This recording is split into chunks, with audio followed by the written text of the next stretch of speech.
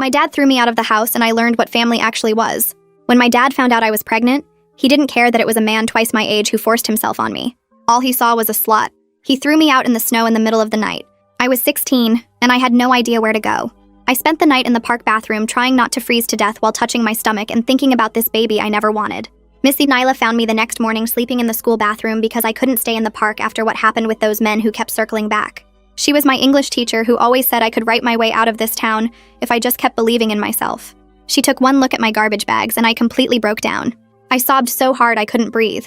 "You're coming home with me," she said, and I collapsed against her because nobody had hugged me since that night, and I needed someone to tell me I wasn't disgusting.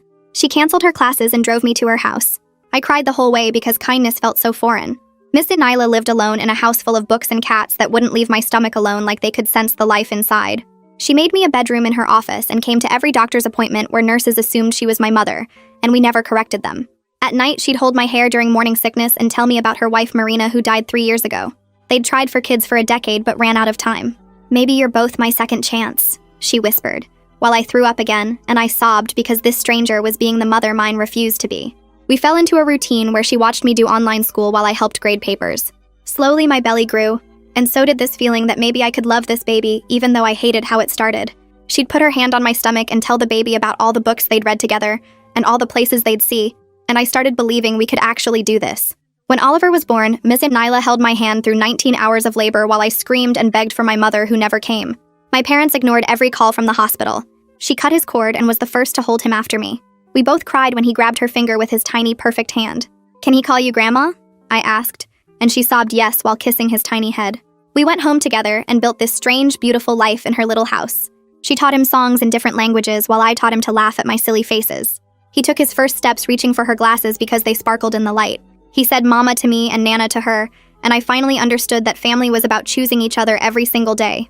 We were happy in a way I never thought possible after everything that happened. My father showed up when Oliver was 2 after my cousin posted a photo of us at the park without my permission. He stood on the porch in his expensive suit saying Mom was dying of guilt and wanted to meet her grandson. "Come home and apologize for the shame you caused and maybe we can work something out," he said, like I was the one who'd done something wrong. Miss Nyla stepped between us and told him to leave before she called the police about child abandonment. "That's my daughter you're interfering with," he screamed while Oliver cried and clung to my legs terrified of this angry stranger. "She became my daughter the day you threw her away," Miss Nyla said in that voice that could silence any classroom full of teenagers. My father's face went purple with rage. He pointed at her and screamed that she was a predator taking advantage of vulnerable girls, and he'd make sure everyone knew what she really was. I wanted to disappear into the floor, but Ms. Nyla just smiled and said, "Everyone already knows I'm the woman who saved your daughter when you failed her." The next morning, Miss Nyla didn't come to breakfast, and my heart knew something was wrong before my brain did. I found her on her bedroom floor clutching her chest and gasping my name like she needed to tell me something important. The paramedics worked on her for 40 minutes while she kept trying to reach for me. Oliver kept asking why Nana wouldn't wake up and why her face looked so gray. I begged them to try harder because she's the only family we've ever had. She survived, but at the hospital had to be put on life support where the machines were doing all the breathing and pumping. "She made you medical proxy last year," the doctor said, showing me papers while my hands shook too hard to read them. "She doesn't want extraordinary measures, so you need to decide soon whether to continue life support." I held her hand while Oliver played with her fingers, not understanding why she wouldn't squeeze back like she always did during their morning game. I kept whispering, "Please don't leave us." The machines wouldn't stop their beeping while I squeezed Miss Nyla's cold hand harder.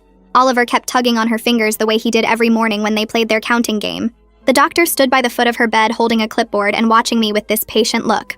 Oliver pulled on my shirt asking why Nana wouldn't sing the good morning song she always sang to him. My throat closed up because yesterday she was standing on our porch telling my father off with her teacher voice. Now her face looked gray like old newspaper and the machines were doing all her breathing. The doctor cleared his throat and moved closer to show me some papers on his clipboard. His finger pointed to Miss Nyla's signature at the bottom, while he explained I was her medical proxy. My hands shook so bad I couldn't hold the clipboard steady enough to read the words. The paper said something about no extraordinary measures in her neat teacher handwriting that I'd seen on hundreds of my essays. He told me we didn't have to decide right away, but we should honor what she wanted. Oliver started crying because he was hungry and scared of all the beeping sounds. A woman walked in with a soft voice and introduced herself as Constance Parker, the social worker. She had this thick folder under her arm and suggested we go somewhere quieter to talk. She found us a small room down the hall with some toys for Oliver to play with. While he stacked blocks, she explained what being a medical proxy meant and handed me pamphlets about hospital services. Her calm way of talking made my chest loosen just a little bit. She said she'd be here to help us through everything and wrote her number on a card. Dr. The Wesley Wong knocked and came in to explain what happened to Ms. Denila's heart and brain. He sat down across from me and used his hands to show how her heart stopped pumping blood for 40 minutes. The paramedics got it started again, but her brain went without oxygen for too long. He wanted to run more tests tomorrow to check her brain function better. Oliver kept pulling on my sleeve, asking when we could go back to Nana's house for lunch. Dr. Wong's face stayed gentle while he warned me that 40 minutes without oxygen usually meant bad damage. The ICU had rules about kids not being allowed, but the nurses let Oliver stay. He wouldn't eat his crackers unless he could see Nana and kept crying every time we tried to leave. I had to keep him busy with coloring books while doctors kept coming in with more information. Constance said she could arrange volunteers to watch Oliver during important meetings if I needed. That night, I sat in the hard plastic chair next to Miss Nyla's bed holding Oliver. He finally fell asleep against my chest with his thumb in his mouth. I kept thinking about that first night 3 years ago when she brought me to her house. She made me chamomile tea and let me cry for hours without asking any questions. She just kept saying "you're safe now" over and over until I finally believed her. Now I was the one whispering those same words to her still body under all the tubes. Oliver shifted in my sleep, and I realized we were basically orphans without her. The fear from yesterday kept washing over me in waves that made my hands shake. My father's purple face screaming that Ms. Nyla was a predator kept playing in my head. His threat to tell everyone what she really was made my stomach twist into knots. Constance must have noticed my breathing getting weird because she asked if there were safety concerns. I told her about my father showing up yesterday and what he said about Ms. Nyla. She wrote something on her clipboard and said she'd put a note in the system right away. That night, after Oliver finally went to sleep on the little cot they brought, I read Miss Nyla's papers. The advance directive spelled out everything in legal words about ventilators and feeding tubes. My eyes kept getting blurry reading the part that said no artificial life support if there's no hope. She'd written a personal note at the bottom in blue pen. It said she watched Marina suffer on machines for 3 weeks and never wanted that. The weight of everything crashed down on me all at once in the hallway. I couldn't breathe and my chest felt like someone was sitting on it. Constance found me bent over by the vending machines, gasping for air. She showed me how to breathe in for 4 counts and hold it. She kept her hand on my back, saying I wasn't alone in this. She gave me a paper about grief that I shoved in my pocket without reading. The next morning, this older woman named Betty showed up wearing a volunteer vest. She said she could take Oliver to the playroom while I met with the doctors. I didn't want to let him go with someone I didn't know, but I needed to actually hear what the doctors were saying without him pulling on me. Betty had this soft grandmother way about her that Oliver seemed to like. He grabbed his favorite book that Nana always read him about the hungry caterpillar. Betty promised they'd read it together and maybe do some puzzles. I watched them walk down the hall with my heart pounding, but I had to trust her. Constance was already waiting for me in a small meeting room down the hall with papers spread across the table and a man in a wrinkled button-down shirt sitting next to her. He stood up when I walked in and stuck out his hand, while Constance explained this was Dave Gutierrez from Legal Aid, who could help me understand everything. His handshake was firm but gentle, and he had these deep lines around his eyes that made him look like someone who'd seen enough hard stuff to not judge anyone. He pulled out a yellow legal pad covered in notes and started going through the basics of medical proxy authority, while I kept glancing at the door worried about Oliver. Dave explained that my job wasn't to decide what I wanted for Miss Nyla, but to make the choices she would make for herself, based on what she'd told me and written down. He showed me copies of the advance directive again, and walked through each section slowly, while I tried to focus on the words, instead of the way my chest kept getting tighter. When I asked about my father and whether he could take Oliver, Dave's whole face changed, and he leaned forward with his elbows on the table. He said my father had absolutely zero legal claim to Oliver since he'd thrown me out when I was pregnant and never established any relationship with his grandson. The medical proxy designation was ironclad too, since Miss Nyla had done everything properly with witnesses and notarization. He mentioned there might be estate issues if something happened to Miss Nyla, but we'd handle that when we needed to. The relief hit me so hard I started sobbing right there in that little room, while Dave pushed a box of tissues across the table, and Constance rubbed my back. After I pulled myself together, I told Dave I needed another opinion on Miss Nyla's brain function before I could even think about making any decisions. He nodded and said that was completely reasonable, and actually showed I was taking my responsibility seriously. We walked back to the ICU where Dr. Wong was checking Miss Nyla's monitors, and I asked him directly for a second neurological assessment. He didn't hesitate or act annoyed, just said he understood completely and would schedule it for tomorrow morning with their best neurologist. He even said I was being thorough and responsible, which made me feel slightly less like I was drowning in decisions I wasn't old enough to make. Oliver came running back from the playroom with Betty holding a picture he'd drawn of him and Nana reading books together. He climbed into my lap and asked if the doctors were going to fix Nana's broken head while pointing at all the machines around her bed. I told him they were trying their best while Betty quietly slipped out with a gentle squeeze to my shoulder. The next morning started with my phone ringing before Oliver even woke up. The woman on the other end said she was from the school district's HR department, and they'd received a complaint about inappropriate conduct between Ms. Nyla and a student. My whole body went cold because I knew immediately this was my father trying to destroy her even while she was dying. The HR lady sounded skeptical and kept saying things like, "We have to investigate any complaint," and "This is just procedure." But I could tell she thought it was garbage. She said someone would need to come interview me at some point, but for now they were just doing preliminary fact-finding. I hung up and wanted to throw the phone across the room, but Oliver was stirring in his hospital cot. That afternoon, everything got worse when Oliver's forehead felt hot during lunch, and he started crying that his tummy hurt. The ICU nurse checked his temperature, and it was 101.4, which meant we needed to go to the pediatric emergency department right away. I had to leave Miss Nyla alone with all her machines while I carried Oliver down 3 floors to pediatrics, where they made us wait 40 minutes before a doctor could see us. Oliver kept crying for Nana to kiss his forehead and make the OEs go away like she always did when he was sick. The pediatric nurses were kind but busy, and it took forever for them to determine it was just a mild virus, probably from stress and the hospital environment. They gave him some medicine for the fever and told me to keep him hydrated while I sat there torn between needing to be with him and desperately wanting to be back with Ms. Danila. We made it back to the ICU by evening, where Dr. Wong was waiting with another doctor I hadn't met before. They'd done the second neurological exam that morning while I was dealing with Oliver's fever, and now they had the results. Dr. Wong's face told me everything before he even opened his mouth, but he still explained carefully that the tests showed significant anoxic brain injury, with minimal brain activity. Requested Reads is on Spotify now. Check out link in the description or comments. The other doctor showed me the scans on his tablet and pointed to all the dark areas where Mizzy Nyla's brain tissue had been damaged from lack of oxygen. He said there was no possibility of recovery from this level of injury, and her brainstem was only maintaining basic functions because of the machines. The words hit me like physical punches, but I appreciated that they weren't giving me false hope. Constance appeared beside me and said she'd scheduled a family meeting for tomorrow morning with the whole care team to discuss goals of care and next steps. She explained this was standard procedure when families were facing these kinds of decisions, and everyone would be there to support whatever choice I made for Ms. Nyla. That night, I sat next to Miss Nyla's bed, holding her hand, while Oliver slept fitfully in his cot, still warm from the fever. I told her about his temperature and how he kept asking for her kisses, and about the stupid HR complaint that we both knew was my father's doing. I pulled out a notebook from my bag and started writing her a letter with all the things I'd never gotten to say properly.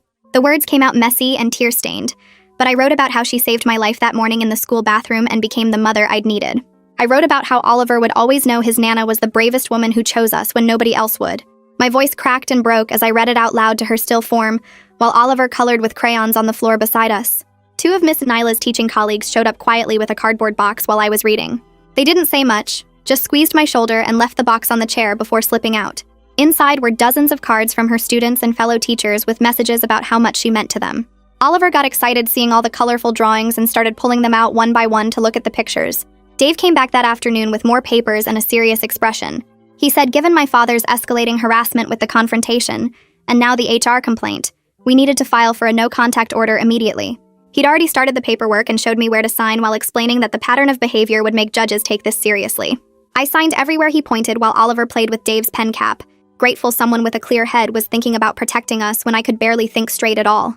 Constance came back while Dave was still sorting papers and saw me staring at the hospital billing statement that had already started arriving. The numbers made my stomach drop because even one day in the ICU cost more than I'd ever seen in my life. She sat down next to me and pulled out a different folder, explaining that the hospital had charity care programs for situations exactly like mine.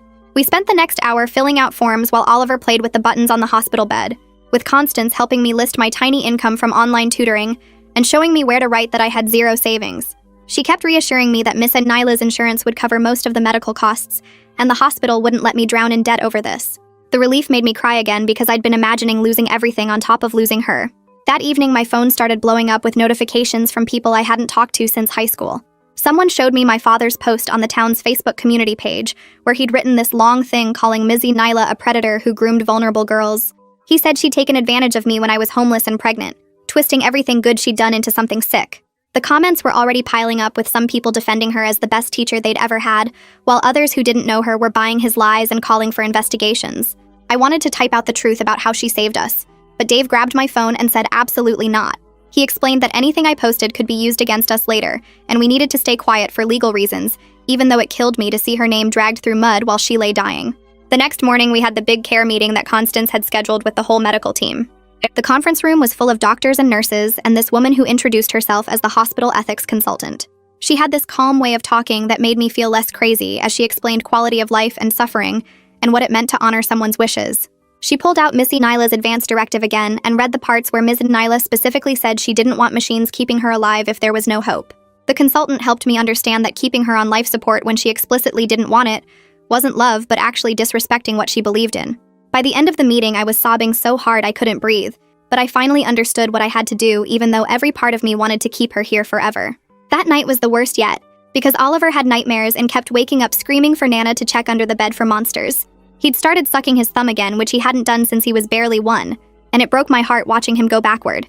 I held him tight in the narrow hospital cot while he cried and kept asking why Nana wouldn't wake up to sing their special song that kept bad dreams away. All I could do was rock him and whisper that Nana loved him even when she was sleeping, which made him cry harder because he knew something was really wrong even if he couldn't understand what. The next day, Dave said we needed to go to Miss Nyla's house to look for important documents before anything happened. Driving there felt wrong without her in the passenger seat, telling Oliver to spot red cars like they always did. Walking through her front door with the key she'd given me made me feel like a thief, even though she'd said 1,000 times that her house was our house too. The smell hit me first. That mix of lavender lotion and old books that meant safety for 3 years. Her coffee cup still sat on the kitchen table next to the stack of essays she'd been grading with her reading glasses on top, like she'd just stepped out for a minute. Oliver ran straight to his toy box in the living room and started pulling out all the blocks Nana had bought him for his birthday, while I stood frozen, unable to move. Dave gently pushed me toward her home office, saying we needed to find insurance papers and bank statements and anything else important. In her office, I found this big binder on the desk labeled Important Documents, in her perfect teacher handwriting with tabs for everything. Insurance policies, bank accounts, the house deed, all organized with sticky notes explaining what each thing was like. She knew I'd need help understanding it all. At the very back was a sealed envelope with my name written on the front that made my hands shake, so bad I could barely open it. Inside was this long letter in her handwriting, talking about how Oliver and I had become the children she and Marina always dreamed of having. She wrote about how that morning she found me in the school bathroom was the day her life started making sense again after Marina died. She said watching me become a mother despite everything that happened had been the greatest privilege of her life. The letter ended with her saying she knew I was strong enough to take care of Oliver no matter what happened, and that she'd always be proud of her daughter, even if the law didn't recognize it that way. I sat on her office floor sobbing while Oliver played in the next room, clutching this letter that felt like goodbye. Dave sat down next to me and started going through the binder page by page, explaining what everything meant in simple terms I could understand. Miss Nyla had left everything to me and Oliver in her will, but there was still a mortgage on the house from when she refinanced to pay for Marina's cancer treatment. He showed me the statements with all these medical debts and credit cards I never knew about because she never wanted us to worry about money. The probate process would take months, he said, and we might have to sell the house to pay everything off. The thought of losing her house on top of losing her felt like too much, but Dave said we'd figure it out one step at a time. Back at the hospital, Dr. Wong was waiting with a new proposal that made my chest tight. He wanted to reduce Missy Nyla's sedation tomorrow morning to do one final test for any response to stimulation. He was careful to explain this was just to be absolutely thorough, and we shouldn't expect any improvement based on all the previous tests. But he understood I needed to know we'd tried everything possible before making the final decision. I agreed immediately because even though I knew what the outcome would be, I needed to see for myself that she really wasn't in there anymore. The test day came and they slowly reduced her medications while Dr. Wong and 2 other doctors watched the monitors. Oliver sat on my lap playing with his toy car, making vrooming sounds while we waited for any sign that Ms. Nyla could hear us. Dr. Wong called her name loudly and shined lights in her eyes and squeezed her nail beds to check for pain response. Her eyes stayed unfocused, staring at nothing even when he moved his hand in front of her face. He asked her to squeeze his hand, and her fingers stayed limp. Her pupils didn't react right to the light, and there was no response to any of the painful stimuli they tried. After 30 minutes of testing, Dr. Wong put his hand on my shoulder and said what I already knew but needed to hear. There was no meaningful brain function left, and Miss Nyla wasn't going to wake up. The machines were keeping her body alive, but she wasn't really there anymore. Oliver looked up from his car and asked if they fixed Nana yet, and I had to tell him no while trying not to completely fall apart. That afternoon, Constance brought in this woman who specialized in grief counseling for young caregivers. We sat right there next to Miss Nyla's bed while this counselor validated how impossible this whole situation was for someone my age. She said it was okay to feel angry and scared and overwhelmed all at the same time. She taught me this breathing technique where you count to 4 breathing in and hold it, and count to 4 breathing out, which actually helped when I felt like I was going to pass out from panic. The counselor said anticipatory grief was just as real as regular grief, and I wasn't weak for already mourning Ms. Nyla even though she was still technically alive. She gave me permission to feel everything I was feeling without judgment, and promised it was normal to wish someone else could make this decision for me. My phone rang while I was walking back to Ms. Nyla's room, and I almost didn't answer the unknown number. My mother's voice came through small and broken, asking if it was true about Miss Nyla being in the hospital. She said she heard from my cousin who saw the Facebook posts, and she wanted to see Oliver, and maybe we could work something out. Her words mixed apologies with conditions about coming home if I'd just say sorry to Dad for the trouble I caused. She asked if we could meet somewhere without him knowing because he'd be so angry if he found out she called. The conversation made me want to throw my phone at the wall because even now she couldn't just be my mother without strings attached. I told her she could only meet Oliver if my father had nothing to do with it, and we'd meet in a public place with other people around. She agreed, but her voice shook with fear about going behind his back, and I realized she was still as trapped as I used to be before Ms. Nyla saved me. We set up a meeting for next week at the park if she could get away without him noticing. The HR person from the school called right after and said their investigation found nothing wrong, and lots of teachers wrote statements about how professional Ms. Nyla always was. They were keeping the file open just for paperwork, but it was clear they saw through my father's lies completely. One tiny victory while everything else was falling apart around me. The next morning, a woman who worked with kids came to help Oliver understand what was happening to his Nana. She brought dolls and sat on the floor with him, showing how Nana's body was very sick, and the machines were helping her breathe. Oliver watched her move the dolls around, and seemed to get that Nana couldn't wake up, but he kept asking if she'd be better tomorrow. The woman was patient, and kept explaining in simple words that sometimes bodies get too sick to get better. Oliver nodded, but I could see he didn't really understand, because he kept looking at the door waiting for Nana to walk in. That afternoon, I took Oliver to the cemetery where Marina was buried because it felt like Mizzy Nyla would want her to know what was happening. Oliver ran around picking dandelions while I sat by the headstone and told Marina that Mizzy Nyla might be coming to be with her soon. I explained how Miss Nyla saved us and became our family, and how I didn't know how to let her go even though I knew what she wanted. Oliver brought his handful of dandelions and put them on the stone, asking if Nana would play with this lady in heaven. I said yes through my tears and held him tight while he waved bye-bye to Marina's grave. Back at the hospital, Dr. Wong was waiting with his final report, and I knew from his face what he was going to say. He explained that keeping Miss Nyla on life support wasn't helping her, and went against everything she wrote in her papers about not wanting machines.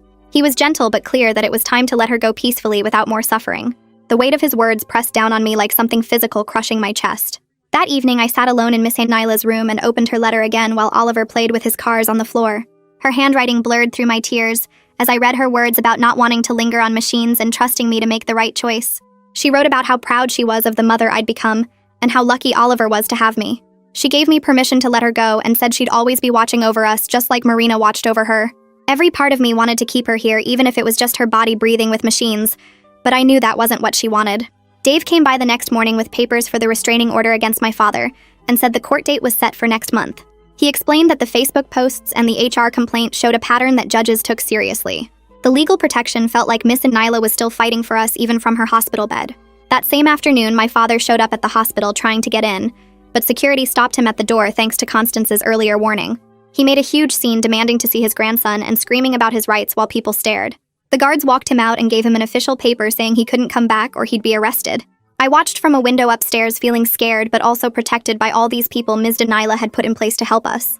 Betty took Oliver to the playroom while I went to one more counseling session to practice the breathing exercises for when I made the final decision. The counselor helped me understand that my grief about losing Miss Nyla was separate from my responsibility to honor what she wanted. She reminded me that loving someone meant respecting their wishes even when it hurt more than anything. I left that session knowing what I had to do, even though every cell in my body screamed against it. The next morning, I found Dr. Wong in the hallway reviewing charts, and my legs felt like jelly walking up to him. I told him we'd take Miss Nyla off the machines tomorrow after Oliver and I could say goodbye the right way. He nodded and put his hand on my shoulder for just a second, before explaining they'd make sure she was comfortable with medicine. The nurses would give us all the time we needed in the room and nobody would rush us. Oliver was playing with his toy cars on the waiting room floor when I picked him up and carried him to Miss Nyla's room. We spent that whole day making the room special for our goodbye with her favorite poetry book that she used to read to us every Sunday morning. The nurses helped us tape Oliver's crayon drawings all around her bed, showing stick figures of our little family holding hands. One nurse brought paint so we could make handprints with Oliver's tiny hand pressed against Mizzy Nyla's bigger one on paper. Oliver kissed each of Nana's fingers one by one, just like their morning game, while I played Marina's favorite song on my phone. He kept asking when Nana would wake up to see his pretty pictures, and I just held him tighter. That night, after Oliver fell asleep in the chair, I set up my phone to record a video for him to watch when he's older. I explained who Mizzy Nyla really was, and how she saved us when nobody else would help. My voice kept breaking while I told the camera about her choosing to be his Nana, and loving him from the first second she saw him. I talked about all the songs she taught him and the books she read and how brave she was standing up to my father. The video went on for 20 minutes of me crying and starting over, but I needed him to know everything. The withdrawal morning came too fast, and my whole body was shaking when the respiratory team arrived. They explained each step while I held Miss Nyla's hand so tight my knuckles went white. Oliver sat on my lap playing with her other hand and humming the song she always sang at bedtime. The ventilator made a weird sound when they disconnected it, and suddenly the room got quiet without all the machine noises. Missy Nyla's chest moved up and down on its own for the first time in days, but each breath was shallow and far apart. I whispered in her ear that we loved her, and it was okay to go be with Marina, who was waiting for her. Oliver waved bye-bye to Nana and blew her kisses like we taught him to do when leaving for daycare. Her breathing got slower and slower over 30 minutes while I told her every single thing I was grateful for. The last breath was so quiet I almost missed it, and then nothing for a whole minute before the nurse checked for a heartbeat. She shook her head gently and wrote down the time while I sat there holding Oliver, who kept trying to wake Nana up for their morning song. The doctor came in to confirm and sign papers while more nurses appeared to disconnect all the monitors and IVs. They let us stay with her body for an hour, and Oliver kept patting her face, asking her to open her eyes. Constance stood in the doorway the whole time, not saying anything, but being there in case we needed her. The organ donation lady came to explain that Missy Nyla couldn't donate because of her age and heart damage, which felt wrong. She should have been able to help people even after death the way she helped people her whole life. We arranged for the funeral home to pick her up, and I chose cremation because that's what she wanted according to her papers. The school principal called to say they'd hold a memorial service in 2 weeks at the gymnasium, where she taught for 20 years. Oliver didn't understand why we were leaving Nana alone at the hospital and screamed the whole way to the car. 2 weeks crawled by in a blur of paperwork and phone calls and trying to explain death to a 2-year-old who kept looking for Nana. The school HR department officially closed their investigation and sent a letter saying they found zero evidence of any inappropriate conduct. Missy Nyla's teacher friends organized the most beautiful memorial with photos from her whole career and students reading poems. So many kids stood up to share stories about how she changed their lives or helped them through hard times. A few mentioned knowing she helped a student in need without saying my name, which made me cry harder. Oliver played with his blocks in the corner and kept looking around for Nana every few minutes. My father showed up at the memorial even though Dave had filed the restraining order, and it was already approved by the judge. School security grabbed him before he could get close to us and walked him out while he yelled about his rights. My mother sat in the very back row with tears running down her face, but she didn't try to approach us. The whole room full of people who loved Miss Nyla made my father's poison seem small and stupid. After the service, Dave sat me down to explain the probate situation, and my stomach dropped when he showed me the numbers.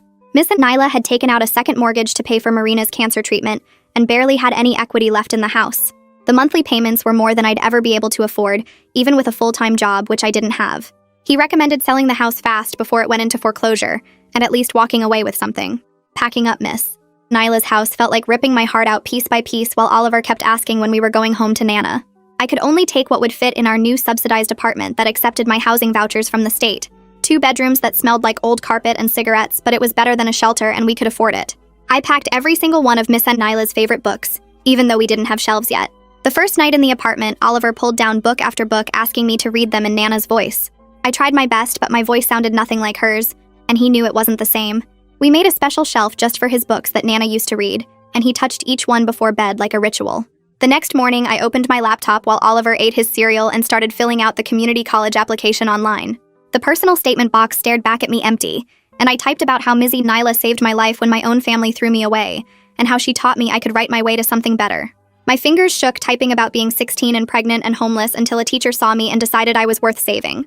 The admissions counselor called 2 days later and her voice cracked when she said she'd read my essay 3 times and was waiving my application fee. She gave me names of support services and said the school had resources for single parents, and I hung up crying because Miss Nyla always said education would be my way out. Oliver's first day at the subsidized daycare center was the worst morning since the hospital.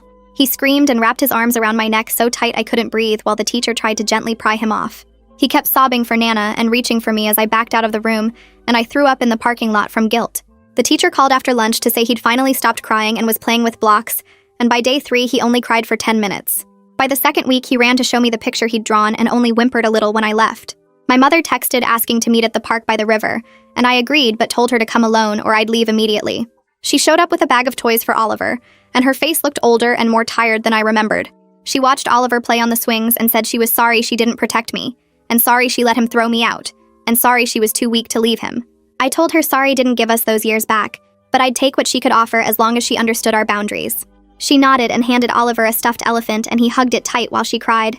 Dave called with the court date for the restraining order hearing and said the judge had reviewed all the evidence, including the Facebook posts and the false complaint to the school. The hearing lasted 20 minutes with my father's lawyer arguing about parental rights while Dave showed screenshot after screenshot of harassment and threats. The judge granted 3 years and told my father any violation would result in immediate arrest. Dave said the online attacks slowed down after that. Though my father still posted on pages I didn't follow about ungrateful daughters. The tutoring website approved my profile using the teaching methods Miss Nyla showed me when I helped her grade papers. My first student was a middle schooler struggling with essay structure, and I taught him the same outline format Ms. Nyla taught me.